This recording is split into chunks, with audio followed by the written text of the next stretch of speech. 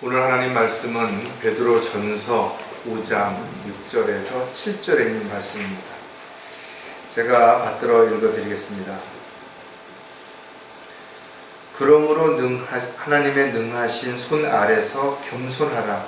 때가 되면 그분께서 너희를 높이시리라. 너희의 염려를 다 하나님께 맡기라. 이는 그분께서 너희를 돌보심이니라. 잠깐 말씀을 위해서 기도드리겠습니다. 전지전능하신 하나님 아버지, 저희들을 사랑하셔서 오늘도 이렇게 발걸음 인도해 주시고 또 저희들에게 말씀을 통해서 위로와 격려뿐만 아니라 또 저희들의 잘못된 부분들을 바르게 잡고 또 주님의 뜻과 계획 가운데서 주님의 도구로 일꾼으로 쓰임받을 수 있도록 마음에 결단하는 그런 귀한 시간을 허락해 주셔서 감사를 드립니다. 주님께서 보여주신 말씀을 저희들이 오늘도 잘 마음판에 새기고 주님의 뜻을 따라서 자신을 부인하고 십자가를 지며 마지막 주님 앞에 서는 순간까지 부끄럽지 않은 그런 삶을 살다가 주님 만나기를 간절히 구하고 합니다. 특히 저희들이 이 세상을 살아가는 동안 하나님의 자녀로서 또 하나님 자녀답게 살아갈 수 있도록 주님 허락해 주시고 또 믿음을 지켜갈 수 있도록 돌봐주시기를 또한 간절히 구하고 합니다. 주님 다시 오셨을 때 부끄럽지 않은, 수치를 당하지 않는 그런 삶을 살기 위해서 저희들의 삶이 하루하루 어떻게 살아야 되는지를 저희들은 너무나 잘 알고 있습니다. 그러나 세상적인 것들에 혹여라도 마음을 빼앗기거나 또 관심을 둠으로 인해서 주님 원하시고 기뻐하시는 그런 삶이 아닌 내가 원하고 기뻐하는 그런 삶을 추구하는 그런 저희들이 되지 않도록 다시 한번 정신을 차리고 깨어있는 그런 저희들의 생이 되도록 도와주시옵소서. 다시 오실 우리 주 예수 그리스도의 이름으로 기도드렸습니다.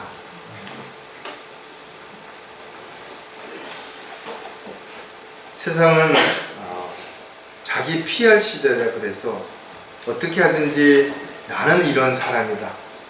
나는 이런 일을 했고 또 지금 이런 일을 하고 있고 앞으로 이런 일을 할 사람이다. 이렇게 자랑하죠. 그런데 성경적으로 그리스도인들은 어떻게 살아야 되는 것인가, 이런 부분들을 우리는 말씀을 통해서 너무나 정확하게 알고 있는 것입니다. 또 많은 믿음의 선배들이 실질적으로 그렇게 살았던 것이, 예수님께서 섬김의 본을 보이시고 제자들의 발을 씻기셨던 것처럼 자신의 생명을 아낌없이 내어주셨던 것처럼 많은 믿음의 사람들이 그렇게 살았다라는 거예요.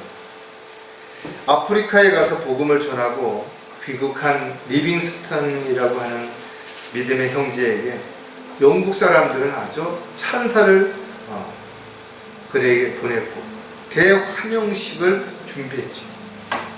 그리고 옥스퍼드와 캠브리지 대학에서 박사학위를 수여했음에도 불구하고 그는 뭐라고 말했는가 하면 자신을 도구로 써주신 하나님께 오직 감사를 드릴 뿐 나는 어떤 일도 찬사를 받을 만한 자격이 없다라고 이렇게 자신을 낮추고 표현을 했던 그런 것들을 우리가 알 수가 있습니다.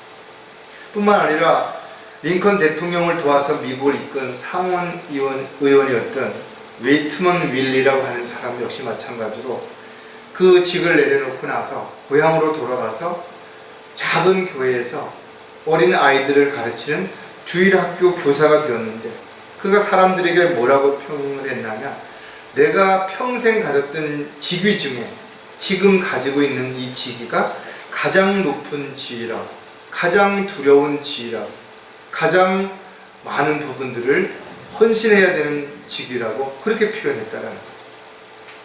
또 브리스 고아원 원장이었던 여러분들이 잘 알고 있는 기도하면 생각나는 조지 밀러라고 하는 이 믿음의 형제도 마찬가지죠.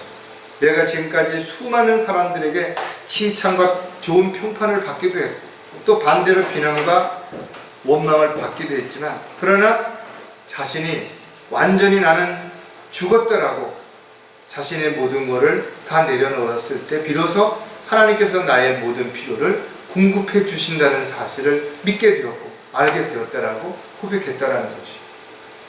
다시 말해서 조지 밀러는 어떻게 하면 하나님께서 나를 칭찬해 주실 수 있는 그런 삶을 살까를 생각했지, 사람들이 나를 어떻게 평가할까를 한 번도 생각하지 않았다라는 것입니다.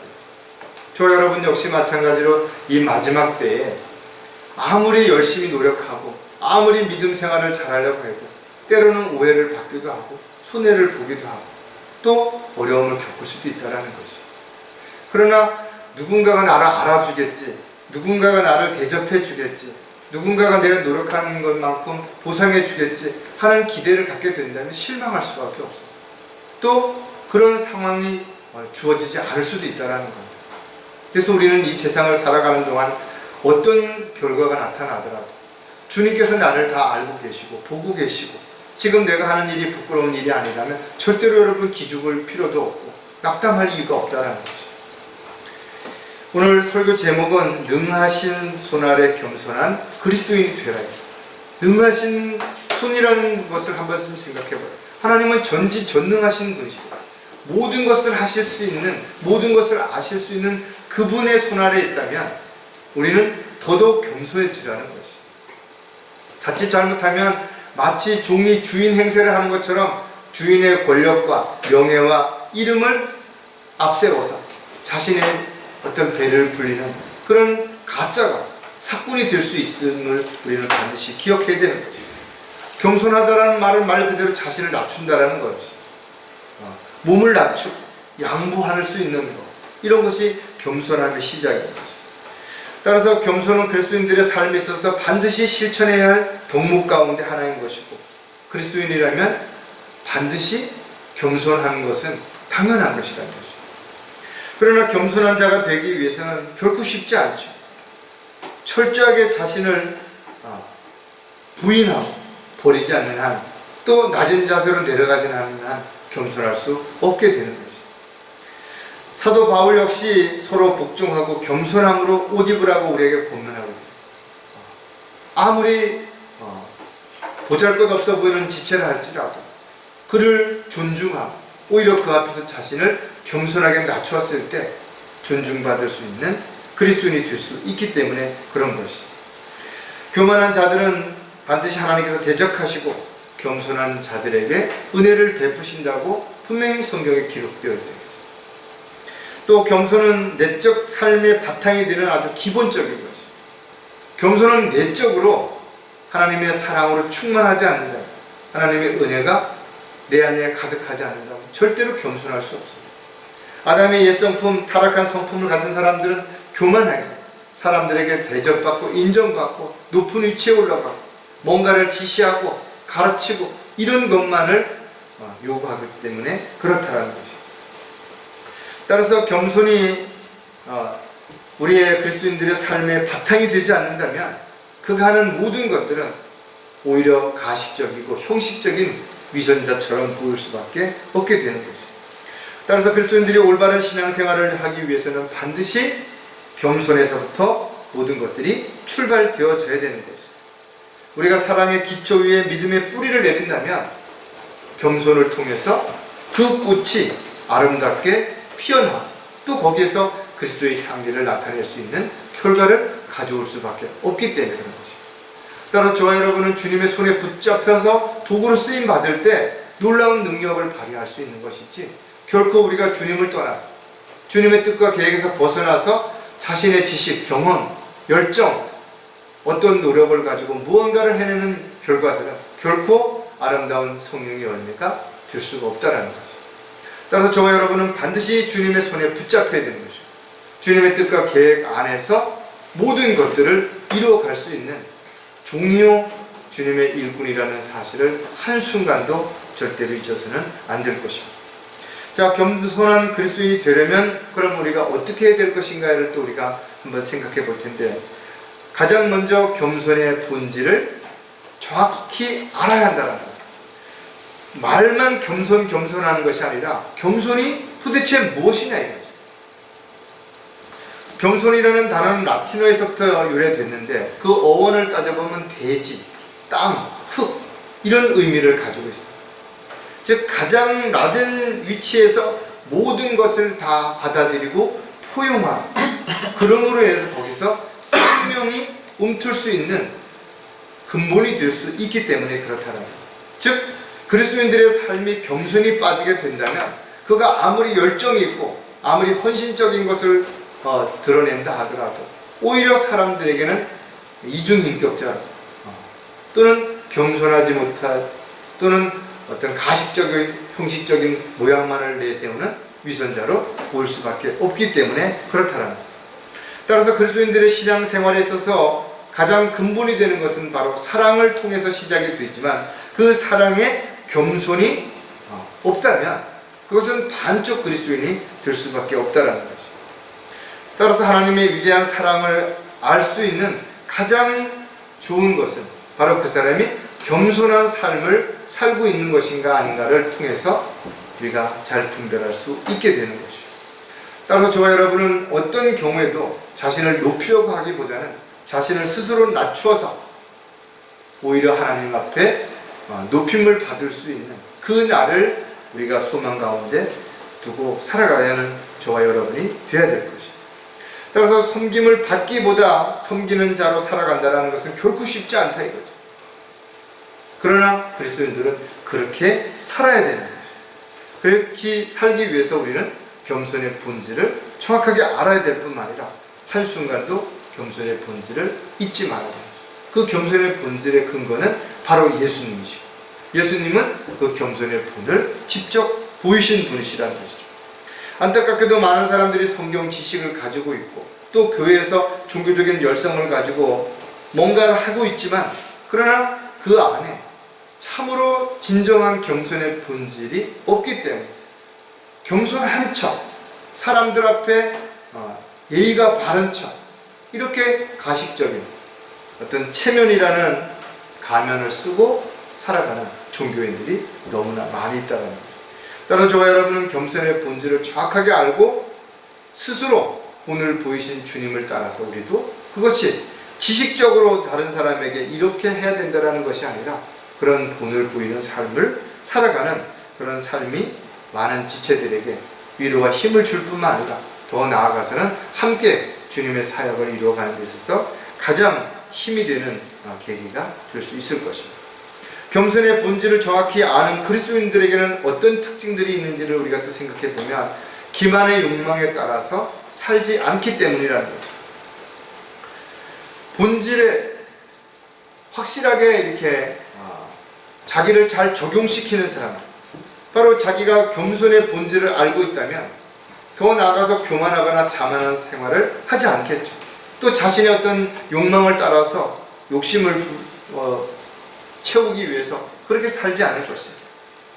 그리스도인들은 다른 사람은 물론 자신을 또 속이면 안 되겠죠. 더 나아가서 하나님을 속이려고 하는 그런 마음을 가지고 있어서는 안 되는 것입니다. 어떠한 이유로든 마찬가지입니다. 따라서 겸손한 자가 자신은 물론 더 나아가서 이웃을 기만하거나 하나님을 기만한 사람은 아무도 없을 것입니다. 기만이라고 하는 말은 허위, 거짓, 다른 사람을 속이는 행위 이런 것들을 말하는 통틀어서 기만이라고 표현하는 것이죠. 사람들 앞에는 얼마든지 그럴듯하게 마치 사실인 것처럼 진실인 것처럼 그렇게 속일 수도 있을지 모르지만 결코 하나님은 속일 수 없다라는 거예요. 왜? 하나님은 그 사람의 모든 마음과 생각을 다 알고 있기 때문에 그런 거죠. 따라서 자신이 어떤 경우에도 아담의 옛 성품을 따라서 타락한 그 성품에 의해서 겸손의 본질이 흐려졌다면 그 모든 것들을 말씀의 물로 반드시 씻어내야 되는 거죠. 그리고 겸손한 자가 되기 위해서 육신적이고 세상적인 정욕을 십자가에 못을 박아야 되는 거죠. 에베소서 4장 20절 24절에 보면 이전 행실에 관해서는 기만의 욕망에 따라 썩어질 옛사람을 벗어버리고 너희 생각의 영 안에서 새롭게 되어 하나님을 따라 의와 참된 거룩함 안에서 창조된 새 사람을 입으라. 과거에 어떻게 살았든 주님을 만나기 전에 자신이 어떤 행동을 했든 간에 지금 이제 주님을 만난 이후에 새로운 피조물로 이제 새로운 성품을 가지고 살아간다면 분명 달라져야 되겠죠. 본질적으로 달라져야 되는 것이. 단지 어떤 드러나는 모양, 겉으로 드러나는 어떤 행동만 몇 가지 달라지는 것이 아니라 본질적으로 우리가 하나님의 성품을 따라서 살아갈 수 있는 그런 삶이 반드시 되어야 된다. 인간적인 노력이라든지 교육과 훈련을 통해서 뭔가 변화시키려고 하는 것이 아니라 우리의 본질적인 성품이 바뀌어져야 된다 이거죠. 생각 자체가 바뀌어져야 되고 목적이 바뀌어져야 되고 가치관이 바뀌어져야 우리가 더 이상 육신적이고 세상적인 것들에 마음을 빼앗긴 채 헛된 소망을 가지고 살지 않을 수 있기 때문에 그렇다는 거죠. 따라서 하나님의 의와 참된 거룩함 안에서 새 사람이 되었다면 더 이상 기망의 욕망에 따라서 살지 않으려고 하기 때문에 겸손의 본질에 합당한 그리스도인으로서 얼마든지 살아갈 수가 있게 되는 것이. 겸손의 본질을 정확히 아는 그리스도인들은 내면에 있는 그대로 드러나기 때문이라는 것이. 결코 속이려고 하지 않는다 이거죠. 감추려고 하지 않는 것이. 그냥 내가 있는 거, 알고 있는 거, 하는 거, 모든 것들을 투명하게 다 드러내는 것입니다. 왜? 감추려고 하는 순간 죄를 짓게 되는 것이. 감추려고 하는 그 틈새로 마귀는 비집고 들어와서 의심하게 만들고 또 뭐 여러 가지 문제를 만들고 걱정하게 만들고 염려하게 만들고. 그래서 오늘 본문에 본 것처럼 모든 염려를 주님께 다 맡겨야 된다. 맡기지 않으면 내가 뭔가를 하려고 할 때 염려가 생기게 되는 것이고 내가 하고자 하는 것이 잘 안 이루어질 때 의심이 되기 때문에 그렇다라는 거죠. 따라서 하나님의 영광에 참여하기 위해 한 과정으로도 우리는 겸손한 삶을 살아야 되겠지만 우리가 겸손한 삶이 뿌리를 깊이 내려야 비로소 우리의 삶을 통해서 우리의 어떤 행동과 말을 통해서 그리스도의 향기가 나타날 수 있기 때문에 그렇다는 거죠. 겸손하다는 말은 그 안에 여러 가지의 특별한 내용들을 함축하고 있는데 순수하다라는 또는 단순하다라는 정직하다라는 솔직하다라는 검소하다라는 성실하다라는 이런 내용들이 함축되었을 때 비로소 겸손한 삶을 살아갈 수 있게 되는 것이죠. 따라서 겸손한 삶이 우리의 신앙생활하는 데 있어서 깊이 뿌리를 내리게 된다면 그가 어느 곳에 있어든 누구를 만나든 간에 교만하거나 자만함으로 인해서 하나님의 영광을 가리는 어리석은 자가 얼마든지 되지 않게 되는 것이죠. 따라서 자신에 대해서 있는 그대로 다 드러내는 사람들은 결코 가식적인 삶을 살아야 할 이유가 없죠. 뭔가를 숨기려고 하기 때문에, 뭔가를 감추려고 하기 때문에, 뭔가를 속이려고 하기 때문에 자꾸만 이중적인 가면을 쓰게 되고 위선자가 되는 것이다. 갈라디아 6장 3절에 보면 만일 어떤 사람이 아무것도 아니면서 무언가 되는 줄로 생각하면 그 사람은 자신을 속이는 것이다. 왜 그러겠냐? 자존감이 낮은 사람들이 사람들 앞에서 자신을 무시하는 것처럼 느껴지고 업신여기는 것처럼 느껴지고 또 자신을 대접 안 하는 것처럼 느껴지니까 자꾸만 뭔가를 보여주기 위해서 치장을 하고 사람들에게 보이기 위해서 허세를 부리고 거짓을 말하고 자랑하려고 이러는 모습들이 드러나게 된다고.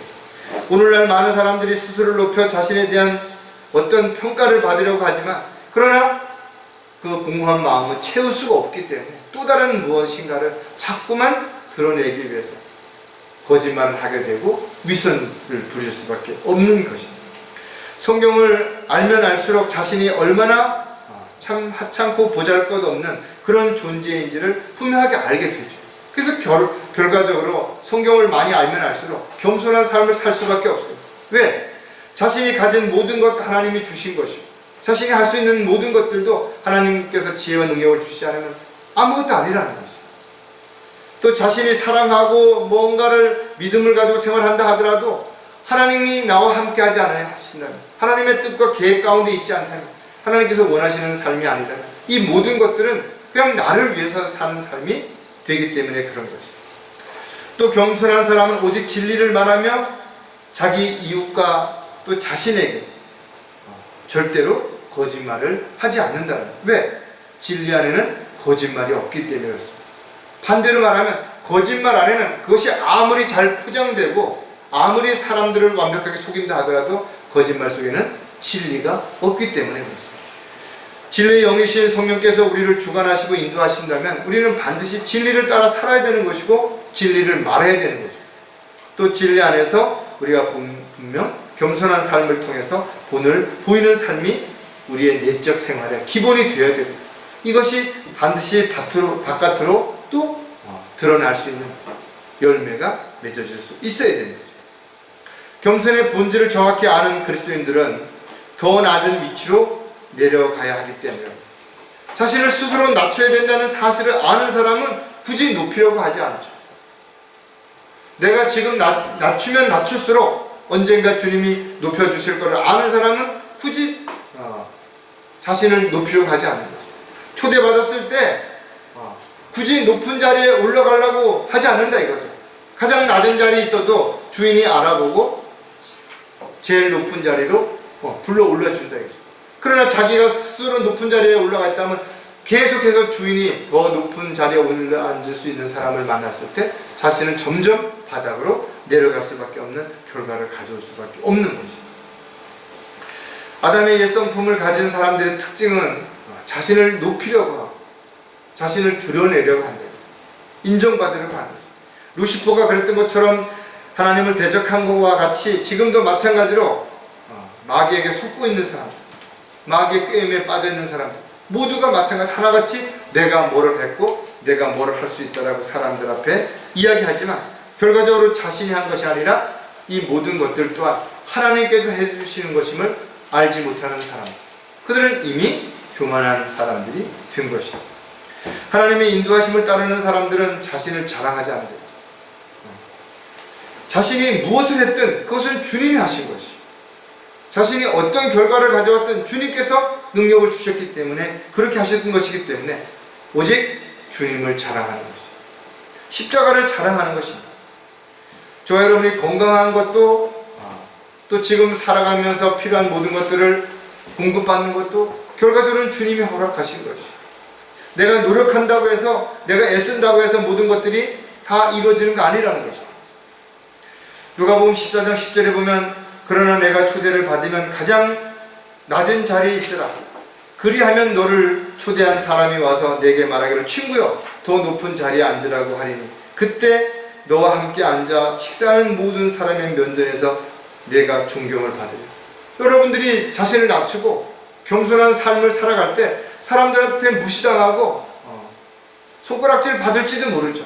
그러나 주님이 오셨을 때 여러분들을 높은 자리를 불러 올려주시고 높여주실 것이다. 그리고 사람들 앞에서 칭찬하실 것이다.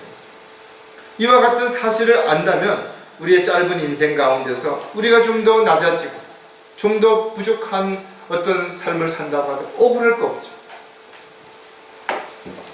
겸손이 없는 기도는 자아도취, 자기 중심적인 그런 형태로 변질될 수밖에 없기 때문에 응답이 안 되는 것입니다. 왜 수많은 사람들이 새벽 기도, 철야 예배 기도에 그렇게 목을 매는데 뭔가 달라지는 것이 없는 것입니다.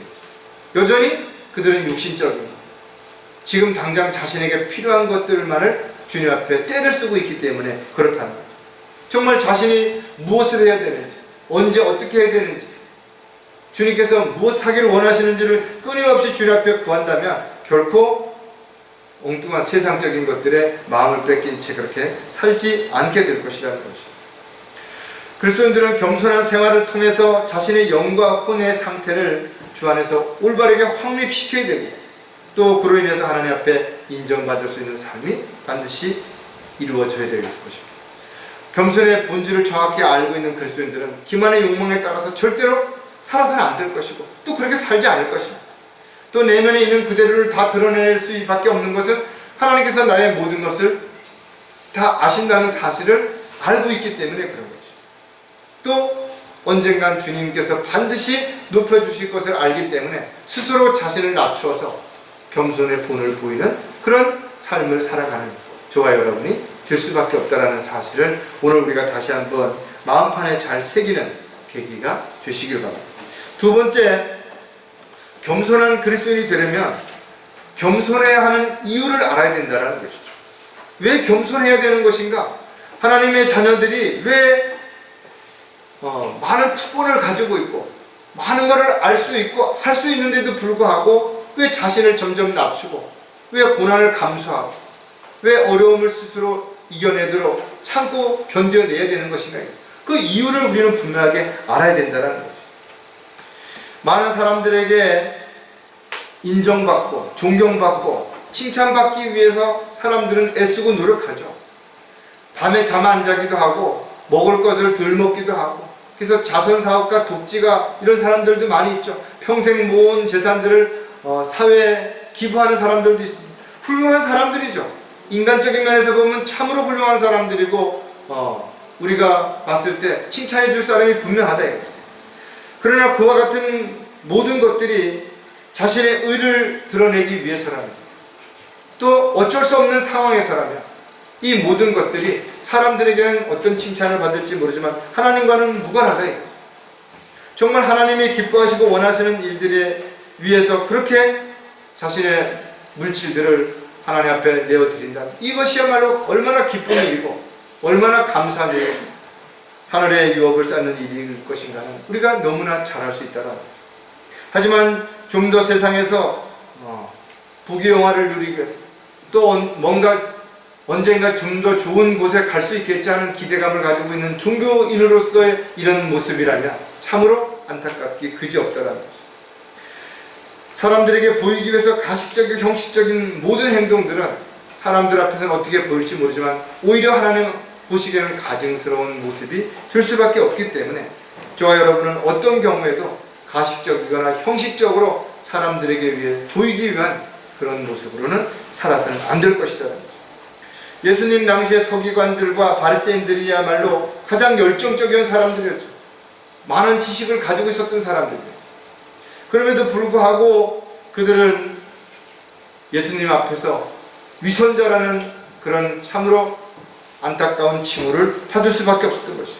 그들은 길게 기도했고 봉사하고 금식하고 율법에는 뭔가 흠이 없는 것처럼 보였던 사람들이었음에도 불구하고 하나님께서는 그들의 내면을 보셨던 것이죠.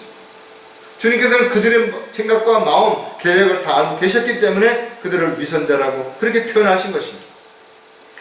겸손은 그 목적이 주님 보시기에 합당해야 되는 것이에요. 사람들 보이기 위해서, 사람들 앞에 인정받기 위해서 보여주는 겸손은 진정한 겸손이 아닌 것입니다. 이 겸손의 본질을 모르는 것이죠. 겸손해야 하는 이유도 모르는 것입니다. 아무리 좋은 결과를 가져온다 하더라도 그 겸손으로 인해서 많은 사람들이 어떤 혜택을 받는다 하더라도 그것은 세상에서는 분명 칭찬받을 일이 분명하지만 하나님 보시기에는 합당하지 않은 것입니다. 인간의 의는 더러운 걸레와 같은 것이죠.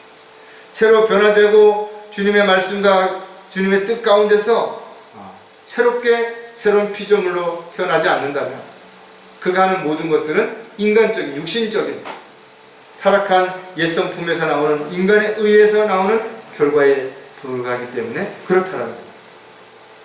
그리스도인들은 왜 겸손한 삶을 살아야 되는지에 대한 분명한 이유를 알아야 되는 것이고, 그 이유를 알았다면 자신의 삶이 반드시 겸손한 삶이 되어야 되는 것은 너무나 당연한 것이죠. 우리가 오늘 다시 한번 생각해 봐야 되는 것 중에 또 하나가 바로 겸손해야 하는 이유를 철저하게 우리가 알아야 되고, 그 겸손한 이유를 알았다면 거기에 합당한 삶을 살아야 되는 것이죠. 그 중에 한 가지가 바로 사랑으로 열매를 맺어야 하기 때문이라는 거죠. 그리스도인들은 하나님의 사랑을 받은 사람들이고 그 사랑을 실천해야 되는 사람들이에요. 따라서 그리스도인들에게 있어서 가장 핵심은 뭔가 하면 사랑입니다. 하나님은 사랑이시고 그 사랑이 지금 우리 안에 거하시는 것이죠. 그렇다면 우리는 그 사랑을 근거로 해서 모든 것들을 행해야 되는 것이죠. 고린도전서에도 보면 사랑이 없이 하는 모든 것들은 다 헛것이라는 거예요. 신비의 지식을 알고 산을 옮길 만한 믿음이 있다 하더라도 사랑이 없으면 아무것도 아니라고 그랬죠. 또 모든 자신의 소유를 다 팔아서 가난한 사람들을 구제하고 자신의 몸을 희생해서 불사르듯이 내어준다 하더라도 사랑이 없으면 하나님 보시기엔 유익하지 않다는 거죠. 세상 사람들이 볼 때는 정말 훌륭한 사람이고 대단한 사람일지 모르지만 하나님 보시기에는 그 안에 진정한 사랑이 없다면 이 모든 것들은 합당하지 않은 것입니다. 따라서 그리스도인들은 사랑을 기초로 해서 그 위에 열매를 맺어야 되는 것이 바로 성령의 열매라는 것을 갈라디아서 5장에서 잘 가르쳐주죠. 22절에서부터 23절에 보면 그러나 성령의 열매는 사랑과 기쁨과 화평과 오래 참과 친절과 선함과 믿음과 온유와 절제니 그러한 것은 반대할 법이 없는 것. 사랑의 열매들이라고 하지 않고 사랑의 열매라고 단수를 표현하는 것인가. 그리고 왜 여기에 나오는 이 9가지가 하나가 되는 것인가. 바로 모든 것이 사랑 안에서 시작이 되고 사랑 안에서 마무리 되어져야 되기 때문에 그렇다는 거예요. 사랑이 없는 기쁨, 사랑이 없는 어떤 화평, 사랑이 없는 참음, 친절, 선함, 믿음, 이런 모든 것들 세상 사람들도 얼마든지 가질 수 있어요. 얼마든지 흉내낼 수 있는 것이 바로 종교적인 열정에서 드러날 수 있는 것들이에요. 물론 사랑이라고 해서 모두 같은 사랑은 아니죠. 그릇된 사랑, 잘못된 사랑도 있고 자기 중심적인 사랑, 이기적인 사랑도 있을 것이고 또 어떤 계산에 의해서 주고받는 그런 사랑도 있겠죠. 그러나 어떠한 사랑이라 하더라도 그것이 하나님의 사랑의 근거가 되는 것이 아니라면 모두가 자기 자신을 위한 그런 사랑일 수밖에 없는 것이죠. 따라서 그 열매들이 겸손의 목적에 합당하지 않다면 아무리 크고 화려할지라도 이것은 결국은 육신의 열매, 육신의 열매는 세상에서는 인정받을지 모르지만 하나님 앞에는 불로 다 타서 없어지는 결과를 가져오게 될 것입니다. 따라서 그리스도인들은 매일매일 자신의 삶을 돌아보고 나는 어떤 열매를 맺고 있는 것인가, 나를 통해서 드러나는 열매가 무엇인가를 점검해야 될 것입니다.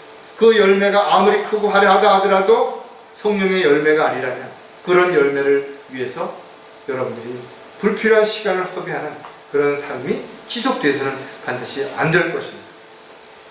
겸손해야 하는 또 다른 이유가 무엇인가 하면 위선자로 살지 않아야 하기 때문이라고. 겸손하지 못한 사람들에게서 가장 나타나는 특징이 뭐예요? 교만한 것이죠. 교만한 사람들은 어떤 사람이에요? 자신이 다른 사람들보다 더 낫다고 생각하는 사람, 특별하다고 생각하는 사람, 더 잘한다고 생각하는 사람이고 더 많이 했다고 생각하는 이런 사람들이에요. 형식적인 종교 생활을 하지 않으려면 가장 먼저 해야 되는 부분이 바로 그래서 겸손한 삶을 살아가는 것이에요. 자신을 낮추는 삶을 살아가는 것이에요. 왜냐하면 겸손하지 않으면 그가 하는 모든 일들은 자신을 드러내기 때문에 그런 것이에요. 나를 통해서 드러나는 모든 열매들은 결과적으로 하나님의 영광을 위해서 하나님께 영광이 돌려지는 그런 삶이 되어야 되는데 내가 자꾸만 드러나는 것이에요. 내가 뭐를 했다 이거죠.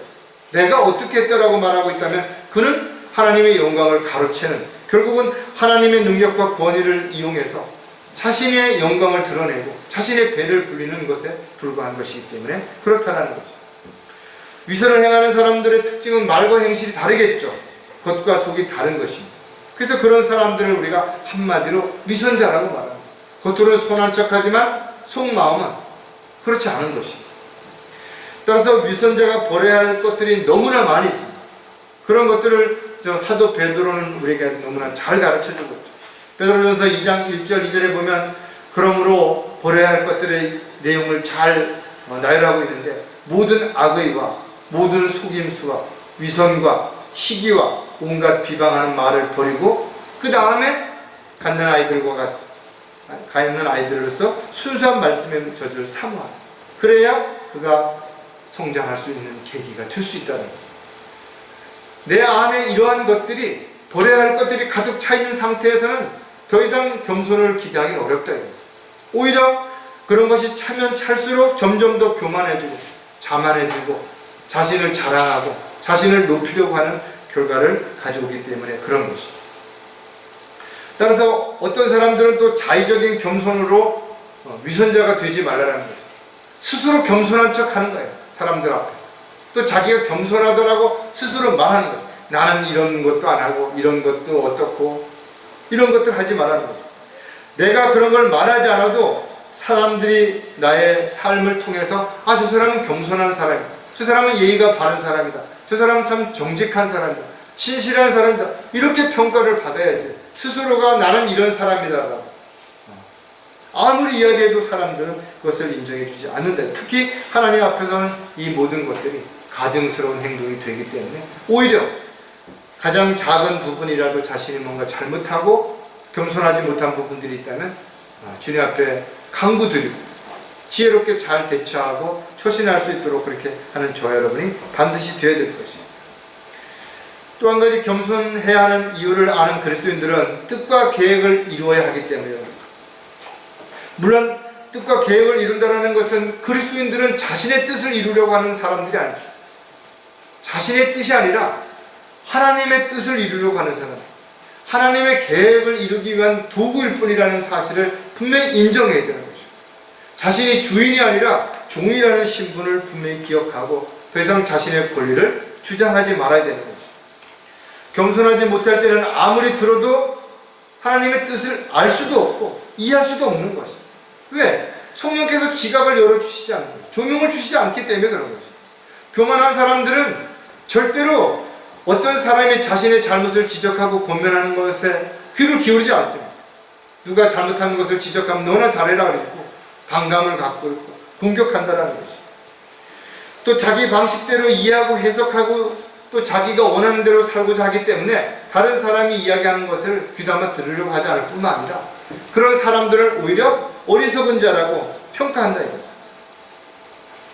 따라서 하나님 앞에서 겸손한 사람들 앞에서도 겸손하겠죠.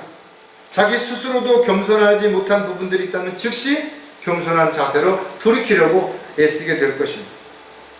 또 진실되고 겸손한 생활은 신실한 그리스도인으로서 살아가는 데 원동력이 되는 것입니다. 삶의 근원이 되고 힘의 원천이 되는 것입니다. 왜? 하나님께서 겸손한 자들에게 복을 주시고 필요한 지혜와 능력을 끊임없이 허락해 주시기 때문에 그렇습니다. 따라서 하나님의 뜻과 계획을 이루기 위해서는 우리는 신실해야 되는 것과 함께 우리는 반드시 겸손해야 되는 거죠. 에베소서 6장 6절과 7절에도 보면 사람을 기쁘게 하는 자처럼 눈가림으로 하지 말고 그리스도의 종으로서 마음으로부터 하나님의 뜻을 행하여 선한 뜻으로 봉사하되 죽게 하듯 하고 사람에게 하듯 하지 마. 여러분들이 어떤 사람을 대하든 어떤 사람에게 말을 하든 어떤 사람에게 어떤 행동을 하든 죽게 하듯 한다면 얼마나 많은 부분들이 조심스럽고 얼마나 많은 부분들이 여러분들이 신중하게 결정하고 판단하고 행동하겠는 것인가를 우리가 너무나 잘 알 수 있다는 것이죠. 언제 어디서 누구를 만나든 우리는 스스로 나는 그리스도인이고 하나님의 자녀이고 또 하나님의 종이라는 마음을 가지고 있다면 그가 함부로 말하지 않겠죠. 함부로 행동하지 않을 것입니다. 함부로 사람들을 속이거나 거짓말하려고 하지 않을 것입니다. 왜? 하나님께서 다 보고 계시는 거죠. 다 알고 계시는 것을 아는 사람이 거짓말하고 속이고 그렇게 할 이유가 없기 때문에 그렇게 하죠. 하나님의 뜻을 이루려고 한다면 억지로 마지못해서 눈가림을 하지 말라는 거죠. 사람에게 인정받기 위해서 사람들에게 칭찬받기 위해서 가식적으로 하지 말라는 것이. 우리의 마음을 다 알고 우리의 생각을 아시는 하나님 앞에 늘 부족한 부분을 기도하고 또 잘 못하는 부분들을 잘할 수 있도록 하나님 앞에 능력을 달라고 지혜를 달라고 기도하는 사람들은 늘 겸손해야 하는 이유를 아는 사람입니다. 그런 겸손함을 아는 사람들은 그 겸손이 모든 것들의 근거가 되고 뿌리가 되어서 사랑의 열매를 맺을 뿐만 아니라 절대로 누구 앞에서든지 위선자로 살지 않게 되겠죠. 그런 사람들은 자신의 뜻을 이루기 위해서가 아니라 하나님의 뜻을 이루기 위해서 온전하게 자신을 부인하는 십자가를 지는 삶을 살아가게 될 것이죠. 겸손한 그리스도인들이 되려면 마지막으로 겸손한 생활이 무엇인지 알아야 된다는 거예요. 겸손의 본질도 알았고 겸손해야 하는 이유도 알았다면 이제는 겸손한 생활이 무엇인지를 알아야 되는 거죠. 어떻게 사는 것이 겸손한 생활인지, 그렇다면 내 생활이 겸손한가 그렇지 않은가 열매를 통해서 드러나는 그런 것들을 늘 눈여겨보아야 되고 또 걸러내야 되고 또 잘못된 부분도 있다면 반드시 바로 잡아야 될 것이죠. 저와 여러분이 말과 행동 안에서 자신이 어떤 사람인지가 드러나는 것이죠. 내 안에서 어떤 변화가 있는 것이 시간이 지나면 바깥으로 드러나게 된다 이거죠. 내가 어떤 생각을 가지고 있는지 어떤 계획을 가지고 있는지도 시간이 지나면서 드러난다 이거죠. 어떤 욕심을 가지고 있다면 어떤 또 다른 어떤 계획들을 세상적인 걸 가지고 있다면 시간이 지나고 나면 반드시 드러나는 것이죠. 어디선가 누군가를 통해서 드러나게 된다는 거죠. 따라서 저와 여러분이 가식적이고 형식적인 모습으로 살지 말아야 하는 이유는 너무나 당연한 것이죠.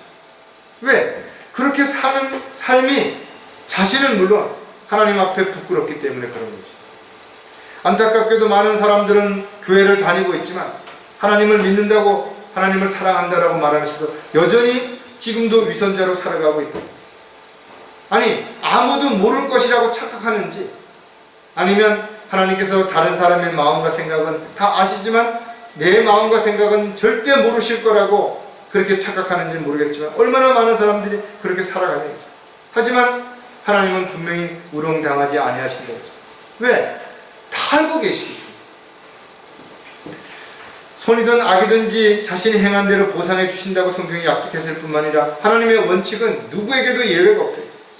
반드시 그 원칙에 따라서 보상해 주실 것이고 거기에 따라서 심판하실 것이기 때문에 그런 것입니다. 따라서 상대방이 어떻게 살든지, 상대방이 무엇을 주장하든지, 상대방이 어떻게 했다라고 자랑하든지 전혀 여러분들은 거기에 반응할 필요가 없다. 여러분들이 살아가는 모습이, 여러분들이 생각하고 계획하고 실행하는 모습들이 하나님이 원하시고 기뻐하시는 일들을 위해서 살아가고 있다면, 비록 그것이 작은 것이라 하더라도 또 겸손하게 그것을 이루고자 하나님 앞에 늘 무릎을 꿇고 살아가고 있다면 반드시 거기에 대한 보상은 주님께서 해주실 것이기 때문에 그런 것이 되겠죠. 자, 겸손한 생활이 무엇인지 아는 그리스도인들은 상대를 업신여기지 않기 때문입니다. 자신보다 부족하다고 생각하는 이유가 뭐냐 이거죠. 자기가 잘났다고 착각하기 때문에 그런 거죠. 어떤 사람이 박사라고 한다면 그 사람이 그 분야에서는 박사일 수 있어요. 많은 동안 공부했고 많은 지식이 있고 경험이 있을 수 있습니다. 그러나 그 사람이 그와 같은 일에 박사를 받기 위해서 시간을 투자하는 동안 다른 부분은 잘 모른다 이거죠. 그러면 그 사람이 박사이기 때문에 그가 하는 말이 다 옳은 것이 아니라 박사로서 그 분야의 어떤 부분을 이야기했을 때가 옳은 것이에요. 그리스도인들도 마찬가지라죠. 구원받은 그리스도인들이 하는 말은 모두가 옳은 것이고 그것이 하나님의 뜻이고 계획이 아니라 그가 겸손하게 하나님 앞에 자신을 죽은 것으로 여기는 사람에게서 나오는 그런 것들이 옳은 것이고 그가 바른 성경을 그대로 인용해서 이야기할 때가 옳은 말이 되는 것이죠. 결코 겸손한 사람들은 상대의 겉모습, 상대의 어떤 한 부분을 보고 업신여기지 않는다라는 것이죠. 자신이 순수하게 이야기한 것을 상대방이 이용한다 할지라도 여러분들이 정직하게 함으로 인해서 상대방이 그것을 이용해서 자신의 유익을 취한다 하더라도 억울해하지 마라 이거죠. 내가 하는 그 모든 것들 하나님 다 알고 계시는 것이. 하나님께서 거기에 대한 손실은 반드시 보상해 주실 때가 오게 될 것이라는 것이죠. 빌립보서 2장 3절 4절에 보면 어떤 일도 다툼이나 허영을 따라서 하지 말고 오직 생각의 겸손함으로 남을 자신들보다 존중하고 각자 자기 일만 돌보지 말고 남의 일도 돌아보라.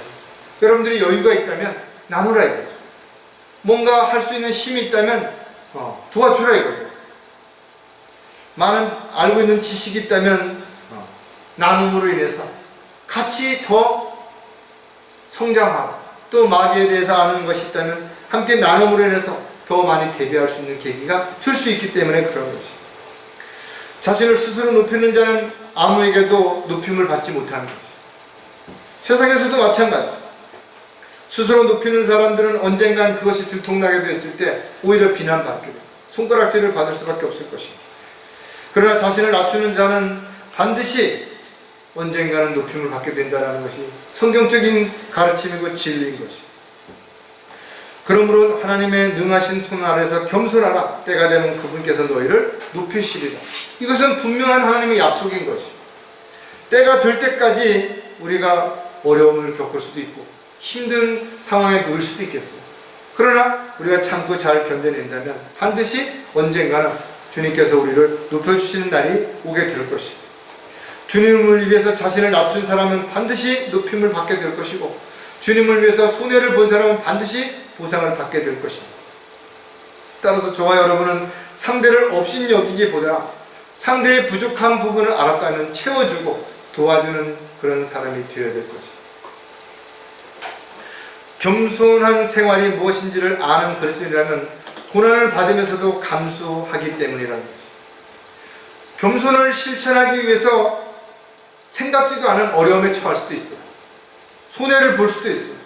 또 고난을 받거나 어떤 사람에게 시기를 받을 수도 있고 미움을 당할 수도 있겠죠. 따라서 고난과 어려움이 닥친다고 할지라도 그것을 감수하고 받아들이는 건 아무나 할 수 있는 건 아닌 것이죠. 정말 주님의 은혜와 사랑 안에서 또 자신을 종으로 일꾼으로 인정하지 않는 사람들은 불가능할 수도 있다 이거죠. 우리는 하나님의 뜻과 계획 가운데 살아갈 때 머리로 계산하는 사람들이 아니에요. 하나님의 말씀이나 하나님의 뜻을 마음으로 받고 그 마음에서부터 우러나서 진심으로 모든 것들을 행할 수 있어야 됩니다. 지극히 계산적으로 내가 무엇을 하면 무엇을 얻을 수 있고 그렇게 하지 않는다. 주님께서는 우리에게 마음을 따뜻하게 해주시고 우리의 생각을 올바르게 해주시고 지혜와 능력을 주셔서 우리로 하여금 헛된 삶을 살지 않도록 늘 끊임없이 돌봐주실 것이 분명하다. 베드로전서 4장 19절에 그러므로 하나님의 뜻에 따라 고난을 받는 사람들은 선을 행하면서 신실하신 창조주께서 그들의 혼을 지키도록 맡길지어다 했죠. 고난과 역경을 당하는 모든 것이 나쁜 것만은 아니죠. 오히려 이와 같은 과정들을 통해서 더 많이 성숙할 수도 있고 또 더 단단해질 수도 있고 또 마귀를 대처할 수 있는 그런 많은 부분에서 경험을 통해서 더 내실이 충실해질 수도 있을 수 있기 때문에 그런 것이죠. 또 저와 여러분이 고난받는 것은 하나님의 영광을 함께 받을 수 있는 기회가 주어질 것이고 주님 다시 오실 때 그 영광에 참여하는 기쁨을 알게 될 것이다. 따라서 고난을 알면서도 스스로 그 고난을 자초하는 사람, 어리석은 사람들이 결코 아닌 것이죠. 누구보다도 현명한 사람이고 또 스스로가 고난받을 것을 알면서도 그 길을 묵묵히 가는 사람들, 결코 어리석은 사람들이 아니라는 것을 우리는 너무나 잘 알고 있는 것입니다. 베드로는 모든 은혜의 하나님 곧 그리스도 예수로 인하여 그의 영원한 영광으로 우리를 부르신 분께서 너희가 잠깐 고난을 받은 후에 너희를 온전케 하시고 굳게 세워주시고 힘을 주시고 확고히 하신다라고 우리에게 권고하고 있다. 저와 여러분이 고난을 통해서 많은 것을 알게 됐다 이거죠. 많은 것을 배웠다 이거죠. 또 그로 인해서 우리가 성숙해진 것이 분명합니다. 그래서 우리는 겸손한 생활을 통해서 우리가 더 주님의 뜻과 계획에 합당한 또 주님이 원하시고 기뻐하시는 삶을 살아가고 있다면 이것이야말로 비록 육신적인 고난을 받는다 하더라도 가장 잘하는 일이죠. 가장 현명한 삶을 살아가는 것이 분명하다 이거죠. 또 한 가지 겸손한 생활이 무엇인지 아는 그리스도인들은 끝까지 멈추지 않고 지속하기 때문에 그래요. 시작은 많은 사람들이 하는 거예요. 그러나 그 시작을 한 것만큼 그 과정이 모두 즐겁거나 신나거나 재미있거나 행복하지 않은 것이에요. 오히려 시간이 지날수록 어려운 일도 점점 더 생기고 감당하기 어려운 상황에 놓일 수도 있게 되겠죠. 그래서 순간순간 사람들은 갈등을 하게 돼요.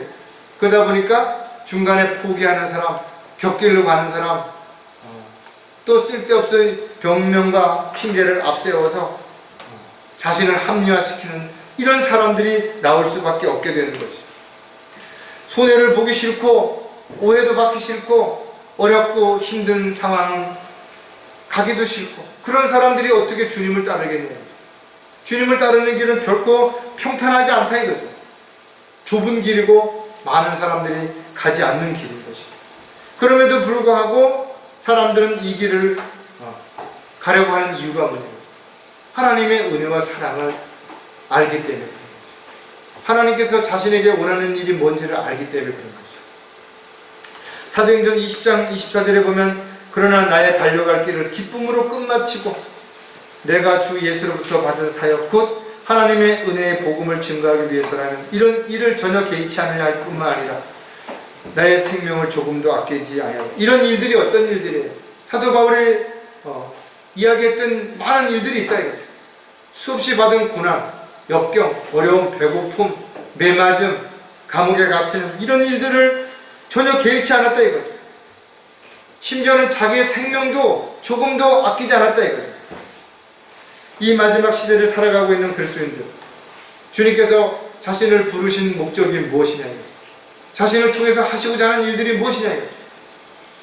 이와 같은 것들을 우리가 알게 된다면 세상 사람들이, 또 많은 사람들이 주님을 알고 주님이 원하는 길을 가다가 중도에 포기했다 하더라도 결코 멈출 수 없다 이거죠. 사도 바울의 고백처럼 우리도 달려갈 길을 끝마치고 우리가 주님 앞에 잘했다고 칭찬받을 수 있는 그 날까지 어떤 사람도 곁길로 가지 않을 것이다. 낙담하고 좌절하고 주저앉지 않을 것이다. 아무리 처음이 화려하고 대단한 것처럼 보였다 하더라도 그 길이 끝까지 가지 못한다면, 중도에 포기한다면 결과적으로 결승전에 도달하지 못하는 것이죠. 저와 여러분은 비록 많은 부분에 힘들고 어렵다 하더라도 그 길이 화려하고 멋있는 그런 길이 되지 않았다 하더라도 우리가 끝까지 달려갈 길을 마치는 순간까지 절대로 포기하지 않고 또 곁길로 가지 않는 저와 여러분이 되시기를 주의 이름으로 부탁을 드리겠습니다. 기도하겠습니다. 하나님 아버지, 주님께서는 하늘 보좌를 버리시고 벌레만도 못한 인간을 구원하기 위해서 가장 천한 모습으로 이 땅에 오셔서 수치와 멸시를 다 받으셨을 뿐만 아니라 십자가에서 죄인들을 대신하여 피 흘려 죽으시고 또 우리에게 겸손의 본을 보이셨을 뿐만 아니라 지금도 끊임없이 저희들을 돌봐주시고 인도해 주시고 보호해 주시는 하나님 아버지, 오늘 말씀을 통해서 다시 한번 우리가 왜 겸손한 삶을 살아야 되는지, 또 겸손한 삶을 살기 위해서 어떻게 행동해야 되는지, 본질적으로 우리가 어떻게 변화되고 또 그 본질이 어떻게 변질되지 않도록 우리가 살아야 되는지에 대한 부분들을 다시 한번 마음판에 새기고 어느 곳에 있든지 무엇을 하든지 저희들의 겸손한 삶을 통해서 오직 주님만 영광을 드러낼 수 있고 주님께 영광을 돌려드릴 수 있는 그런 종이요, 일꾼이요, 도구로 살다가 주님 만날 수 있도록 도와주시옵소서. 다시 오실 우리 주 예수 그리스도의 이름으로 기도드렸습니다.